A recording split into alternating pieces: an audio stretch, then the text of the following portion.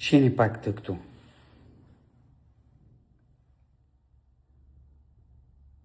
Këto janë çmimet e naftës pas dita.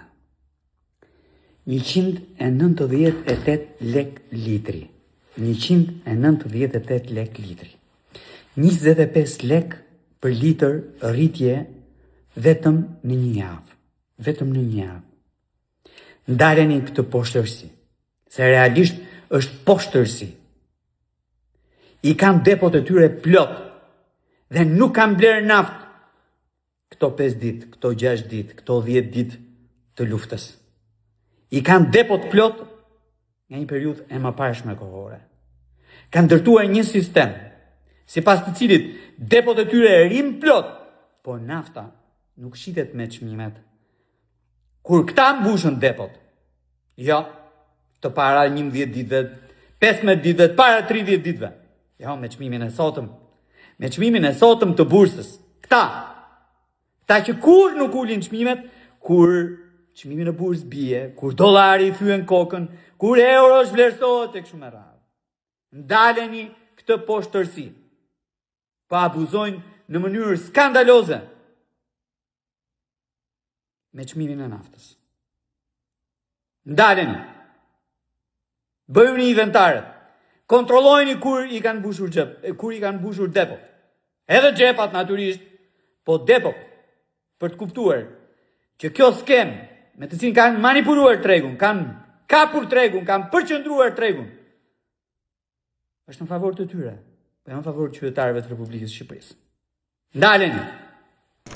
Mirëmëngjes e ditë të mbarë, edhe një herë për çmimet e karburanteve. Një pikë ujë i rriti çmimet stratosferë në pikat e shërbimit të karburanteve.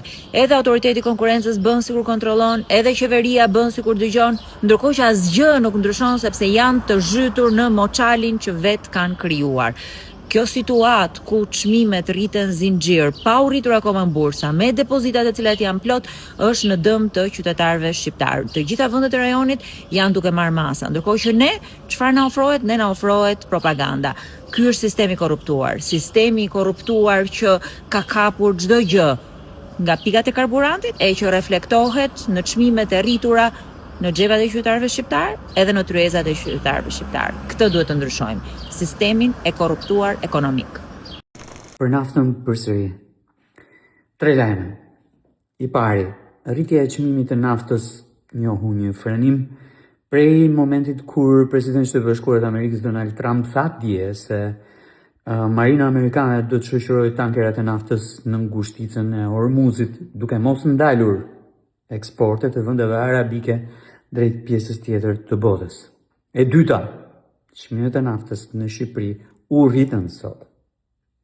Dhe e treta, dhe kjo mua më lë pa mend, autoriteti i konkurrencës ka njoftuar se ka vënë në monitorim tregun, kujdes, e pakicës. Lexova deklaratën e autoritetit të konkurrencës dhe ajo që nuk më zhgënjen kurrë është fakti që këta legjitimojnë rritjen e çmimit.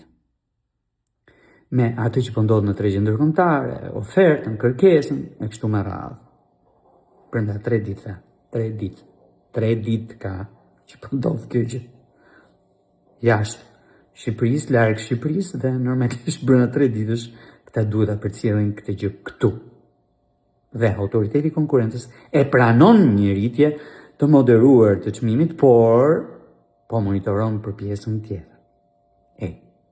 Po një vit që çmimi në tregjen ndërkombëtare njohu rënje, e mbi të gjitha kursi i monedhës në Shqipëri njohu rënje gjithashtu, pra i valutave të huaja me të cilat blihet karburanti njohu rënje gjithashtu.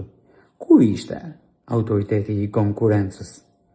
Legjitimoi një ulje të çmimeve brenda territorit të Republikës së Shqipërisë.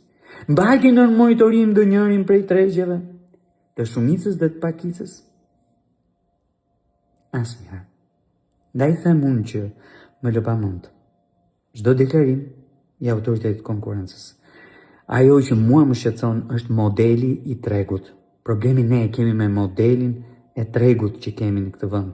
Kemi pranuar që na hedhin një syve, të vinë tankerat të shkarkohen në një datë caktuar në depozitat e kompanive, e pastaj kur dalin nga depozitat e kompanive, dalin me çmimin e bursës.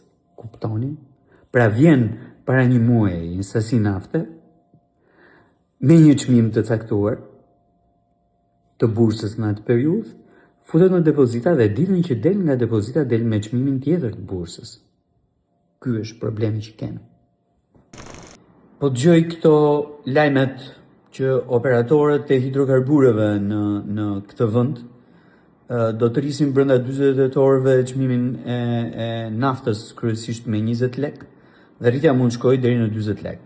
Pra, do prekin edhe një herë limitin e 200 lekëve ose 2000 lekëve. Shikoni që ngjarjet në lindjen e mesme, lufta atje, përhapja në vendet e tjera arabike përtej Iranit, prodhuese, mbyllja e kushticës së Hormuzit ku kalon trafiku i hidrokarbureve, naftës edhe gazit, pati që do të kishte një impakt në çmim, po që ky impakti përkthehet ose vjen në Shqipëri brenda 48 orëve, ky është nam. Shikoni, çmimi i naftës është fiksuar në 173 lek prej një viti. Një vit që nuk ndryshon. Kjo historia që këta shesin në tregun e brendshëm me çmimin e bursës është një tallje, nuk po e them çfarë tallje është, po është një tallje shumë e madhe me gjithë ne që paguajmë naftën, apo benzinën, apo gazin tek këta operatorë. Ndryshoi euro në një vit. Ndryshoi edhe çmimi i naftës në një vit. Po 173 lekëshi nuk lëvizi. Tani, brenda 48 orëve do ndryshojnë këta çmimin, kjo është për përsëris nam. Dua të kujtoj që këtë shqetësim me ngrita sot, e ndava sot me kolegët e mi në Partinë Socialiste në kryesinë e saj. Dhe natyrisht dua të sjell në vëmendje të tyre e të gjithëve që bordi për administrimin e çmimeve të hidrokarbureve i përdorur gjatë kohës së luftës në Ukrainë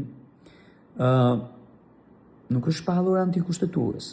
Gjykata kushtetuese ka bërë një ndryshim krejt formal në atë akt normativ, por bordi është kushtetues dhe akti është kushtetues. Kur abuzimi ulëret, patjetër që kundër masa ndaj abuzimit duhet jetë e shpejtë dhe efektive.